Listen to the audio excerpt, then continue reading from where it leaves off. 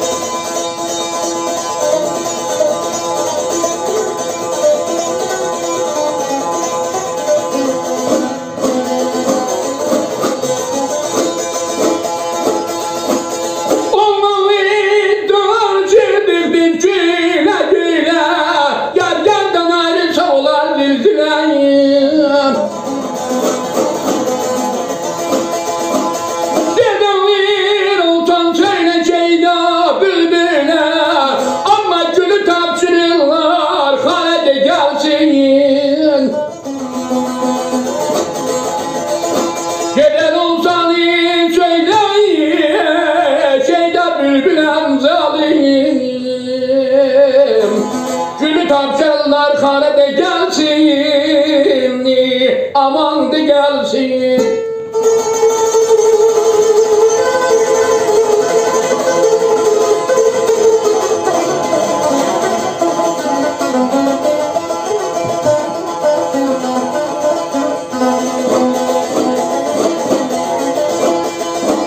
Onunla danışırdık bir gülə-gülə.